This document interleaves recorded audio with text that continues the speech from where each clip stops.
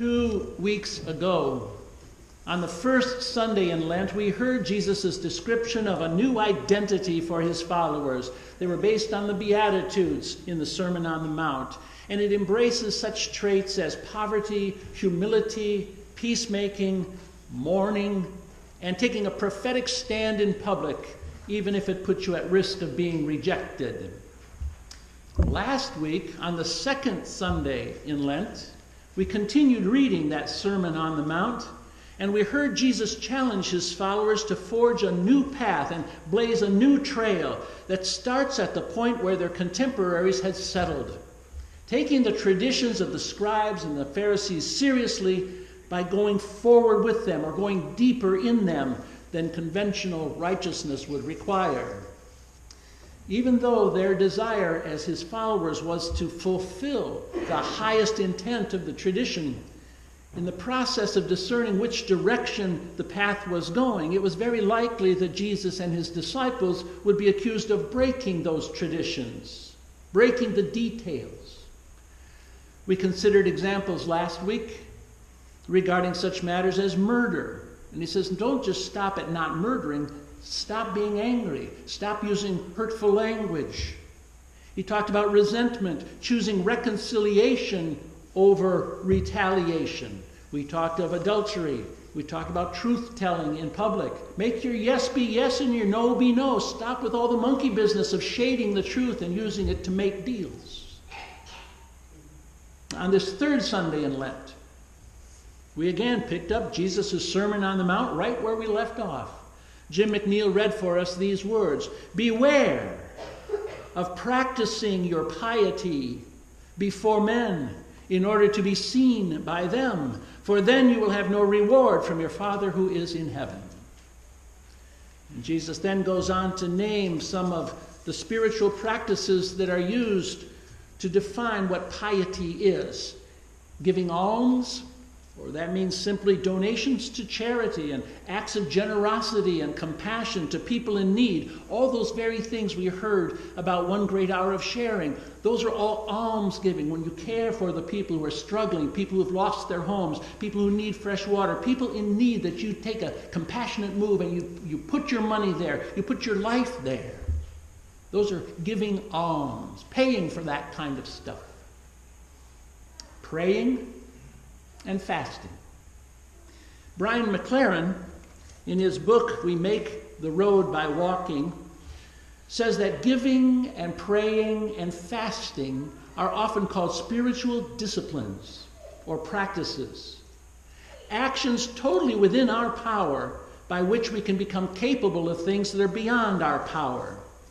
And Jesus makes clear we need to use the right spiritual practices, but they need to be employed for the right motives. Practice makes perfect, writes McLaren, but that's not quite accurate. It's better to say practice makes habit. And that's why Jesus emphasizes the importance of practicing our prayer, practicing fasting and generosity in secret. Because the problem is, if we don't withdraw from public view, we habitually turn our spiritual practices into a show for others to see. Now, I find it ironic to be talking about this particular text in the middle of Lent, a 40-day period in which 7 churches in Alpena hold very public Wednesday evening worship services every week as a witness that we are one in the Spirit, we are one in the Lord. And don't get me wrong, I enjoy those services. I enjoy those Wednesday night services with the soup that precedes it. I do not begrudge the extra time that they take. The irony for me, particularly this year, since I was the designated preacher for Ash Wednesday, it was the service over at Grace Lutheran Church, I got to see 135 members of our community streaming forward in front of everyone to receive a black soot blemish on their forehead as a public sign that they had commenced their 40 days of fasting and prayer. Now, I know receiving ashes is a sacramental act in the Roman Catholic tradition, in the Anglican Episcopal tradition, in the Lutheran churches. It goes back to the Middle Ages, I know. And I don't fault those liturgical churches to continue doing that tradition in our day in Alpena. That's fine. The The irony is that for me, as a Congregationalist, that is, as a separatist religious movement that dates back in America to the Pilgrims who came over on the Mayflower to get away from all that organized religion, the words of today's scripture was resonating in my head as I put those black marks of soot on those foreheads. Beware of practicing your piety before men in order to be seen by them. And when you fast, do not look dismal like the hypocrites who disfigure their faces so that their fasting may be seen by men. Truly, I tell you, they've received their reward. But when you fast, anoint your head with oil and wash your face, so your fasting may not be seen by men, but by your Father who is in secret. Unquote. Awkward, don't you think? I walked around all day with black ashes on my forehead as a public display of my piety and my morality, my mortality. Dust we are, to dust we return. You know, Jesus' teachings regularly creates tension like that between what we do in public and what we actually are feeling inside. In the Beatitudes, it was about rethinking our core identity. What kind of a person do we want to be as we follow Jesus? Last Sunday, it was about moving forward from our conventional thinking regarding our relationships, go beyond our traditions. Well, this week, the tension is about how we worship in private and how we worship in public. And how do we demonstrate faithfulness in public and in secret? I quote again from today's text, "When you give alms, do not let your right hand know what your left hand is doing, so that your alms may be in secret. When you pray, go into your room and shut the door. Pray to your Father who is in secret. Your Father who sees in secret will reward you."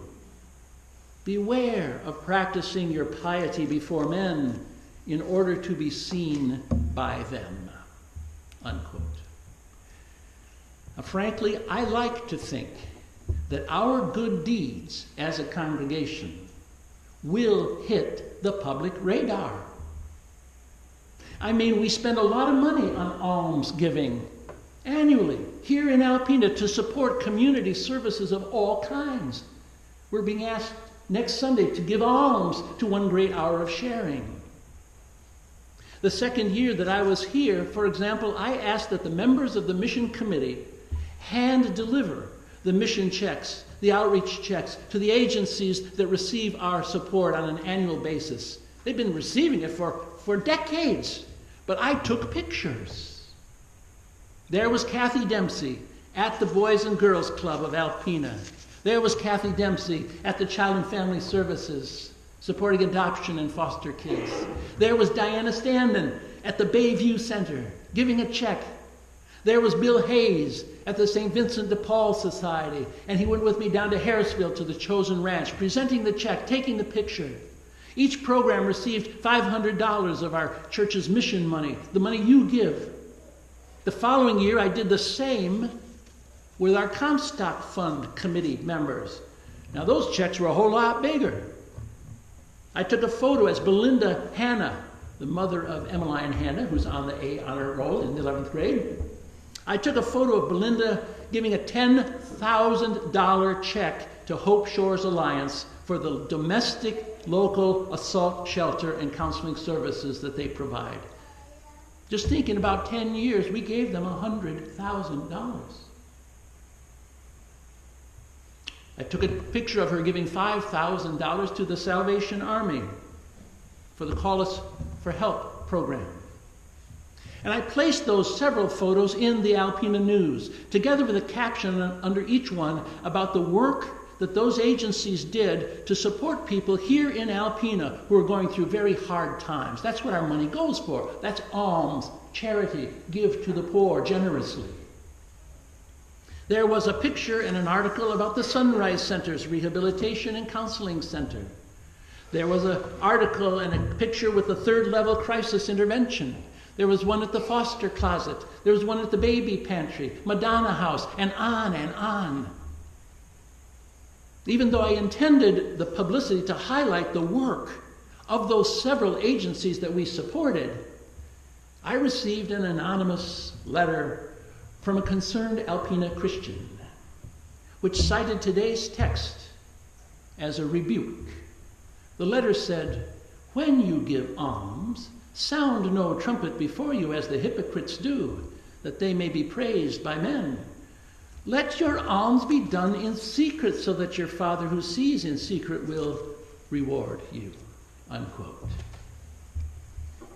It seems that for this person at least, our church's long tradition and habit of giving generous financial support to Habitat for Humanity, to the St. Vincent de Paul Society, to support the Friendship Room Soup Kitchen, and a dozen other organizations in Alpena who help human needs on a very practical daily basis, was equated with dropping wads of cash in the collection plate to be seen and praised by others. And Jesus warns us against having a self-serving motive like that. And personally, I think First Church has done a great job over more than 3 decades of generous giving, for the most part, hiding our light as best we could, so nobody out there in public would be able to point a finger at us for our annual generosity and our civic support as a congregation. We wouldn't want to get a reputation, you know. Do you hear the irony? The irony? Do you see why I say today's text is awkward?